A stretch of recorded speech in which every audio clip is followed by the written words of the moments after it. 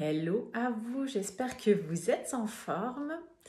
Je vais vous partager une réflexion qu'on a eue ce matin avec Sébastien. Je vais vous parler en toute authenticité. Je vais vous raconter ce qui s'est passé. Et ça a forcément un rapport à l'argent, à ce qu'on n'a pas aujourd'hui dans notre vie. Et voilà, je vais expliquer par la situation, ça sera plus simple. Donc aujourd'hui, Sébastien n'a pas encore le job qui rêve parce qu'il a quand même beaucoup de contraintes dans son métier actuellement. Il est en équipe, il travaille les week-ends. Voilà, c'est une contrainte, mais un peu, enfin, assez lourde pour lui, pour sa santé et pour nous, pour notre vie aussi. Et moi, je projette, j'ai des grands projets pour ma boîte. J'ai vraiment envie d'avoir une vie libre. J'ai vraiment envie d'accompagner des gens, beaucoup de gens, d'accompagner, mais d'une manière très légère parce que j'ai pas envie d'avoir un carnet, enfin un agenda rempli de rendez-vous. J'ai envie de trouver une entreprise, une manière de travailler avec les gens d'une manière très souple pour que moi je puisse bouger, voyager, randonner parce que j'aime bien ça, mais quand j'ai envie, pas forcément parce que c'est le dimanche, parce qu'il faut à cette heure-ci. Euh, J'aime avoir cette liberté dans mon emploi du temps, j'aime ne plus avoir de contraintes. Et en même temps, je pense que c'est très important aussi quand on accompagne les gens d'être à leur disposition souvent et pas juste faire un one-shot d'1h30 toutes les 2 semaines. Pour moi, c'est pas du tout vers ça que je veux tendre, c'est pas du tout ce qui colle à mon énergie. Voilà, donc tout ça, c'est en train de se réfléchir. Il y a aussi l'idée que Sébastien, il rentre dans mes accompagnements parce que il a vraiment des choses à partager aussi en tant qu'homme et l'homme qui a une vision de la femme et d'homme à homme, c'est vraiment très intéressant aussi. Il y a beaucoup de choses, de discussions entre nous qu'on a eues qui ont fait que notre couple change, que moi, mon rapport, mon regard que j'ai par rapport à moi en tant que femme change, que je puisse aussi avoir une autre vision sur notre couple, notre intimité. Tout ça, ça a vraiment beaucoup changé grâce à travers nos discussions. Et donc l'idée, c'est que c'est aussi qu'un jour il embarque là-dedans d'une manière peut-être pas identique à moi, mais on verra encore ça au fur et à mesure parce que lui il a cette sensibilité et il chope assez vite les gens. Moi je suis d'origine, je programme des automates, donc ça c'est moi, j'arrive très bien à reprogrammer quand je sais où il veut aller, ça j'arrive à faire. Vraiment très bien, c'est mon dada, c'est ma petite touche, je ressens ça très bien. Et lui, c'est le diagnostic, hein. Il arrive à scanner en 2 minutes, il arrive à savoir où c'est que ça pêche. Et voilà, donc c'est comment est-ce qu'il va ramener tout ça dans notre entreprise, comment on va faire grandir tout ça. Et là, c'est que les prémices. C'est, je sais pas quand, mais en tout cas, ça viendra. De ce côté-là, je suis un peu têtue bornée, mais ça c'est une bonne chose, je pense. Et voilà, donc tout ça aujourd'hui n'est pas encore là.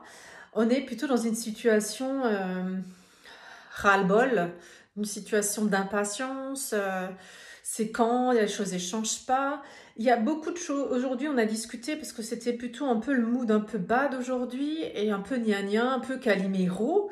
Et on parle ensemble et puis on se fait, putain, j'ai l'impression qu'en fait, on fait que pleurnicher.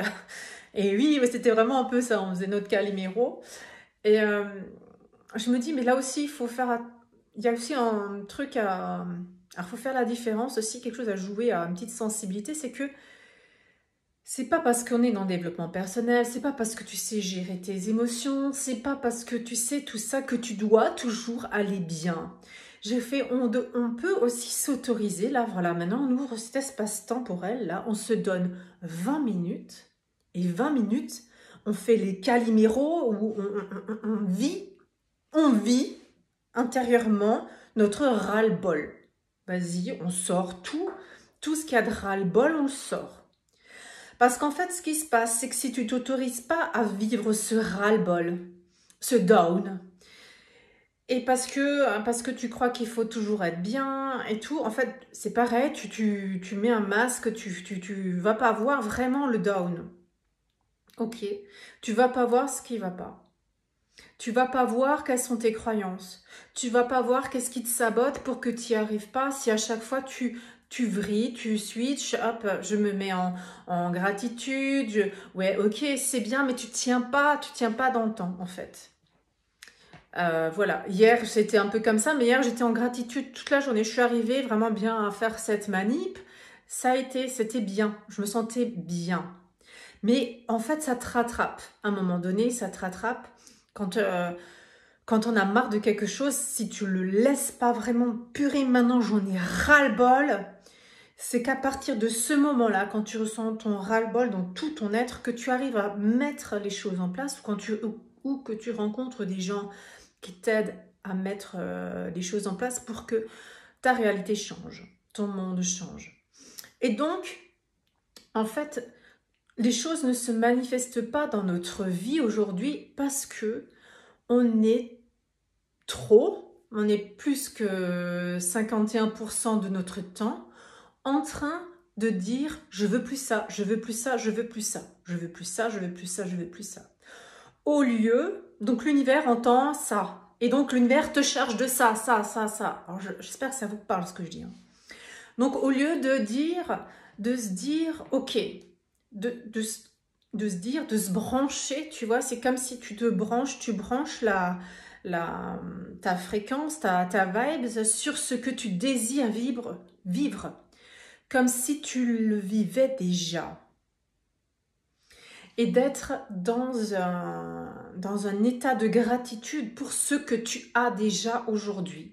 Ce que ta vie t'a permis de faire, ton entreprise qui peut-être aujourd'hui te correspond plus tout à fait, mais elle a quand même été là un certain nombre d'années. Il y a toujours, toujours le bon quand même là-dedans. Et donc, voilà, l'idée c'est d'être dans le down et de comprendre que ces émotions-là que tu vis, ce ras-le-bol que tu vis, cet agacement, cette tristesse, cette colère qui sont là dans toi, tes émotions, c'est d'aller voir quelles sont les croyances qu'il y a derrière.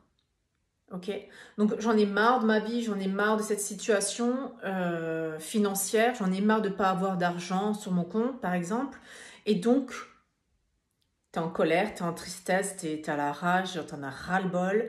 Donc ça, c'est les émotions qui sortent. Et alors, l'idée, c'est d'aller voir quelles sont les croyances qu'il y a là derrière. Qu'est-ce que tu te racontes comme histoire à propos de ce que tu n'as pas? Qu'est-ce que tu te racontes comme histoire sur le fait que tu n'as pas cet argent sur ton compte? Qu'est-ce que ça déclenche quoi? C'est quoi l'histoire qu'il y a derrière?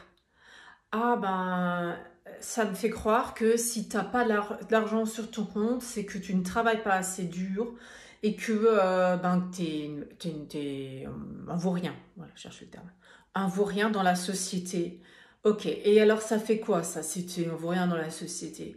Ah ben ça fait de moi une mauvaise personne, je ne vais pas être aimée, les gens ils vont me critiquer, ils vont me juger, j'ai pas envie d'être jugée. Ok. Et qu'est-ce qui se passe si les gens ils te jugent et ils te critiquent? Qu'est-ce que ça fait de toi? Ben, ça fait de moi que en fait je vais pas être aimée. Je vais pas être aimée. Ok. Et qu'est-ce que ça fait si tu vas pas être aimée? Ben, si j'ai personne qui m'aime, ben, je vais être toute seule là et je vais mourir. Ok. T'as peur de mourir. Voilà la croyance qu'il y a derrière. La grande croyance, la grande peur, elle est là. Ok. Et donc, quand tu as mis la lumière là-dessus, tu reprogrammes ton cerveau. Comment tu reprogrammes? Chut, tu essaies de voir la chose d'une manière, d'un autre angle. Alors, ce qu'il faut savoir juste avant, c'est que tant que vous pensez ça, tant que vous pensez que vous avez cette croyance que si vous n'avez pas d'argent, vous êtes un vaurien, tant que tu crois ça, tu vas voir que ça dans ta réalité. Ça veut dire que tu vas entendre que des histoires comme ça, que celui-là, il n'a pas d'argent, que c'est un vaurien. Tu vas avoir que des exemples, je sais pas, même tu regardes un film, ça va être la même chose, tu vas chez le banquier, peu importe avec qui tu discutes, tu vas voir ça. C'est comme si tu attires ça, donc tu n'entends que ça, et alors ton mental, il va encore plus renforcer la croyance. Il va dire, tu vois, j'ai raison, c'est pas possible. Ok? Ça, c'est comme ça qu'on fonctionne.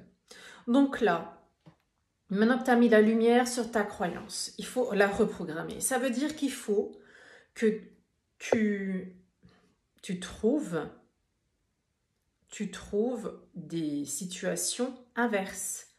Des situations, des gens que tu entends, que tu connais, qui ont zéro sur leur compte, mais qui sont très heureux et que tout le monde aime.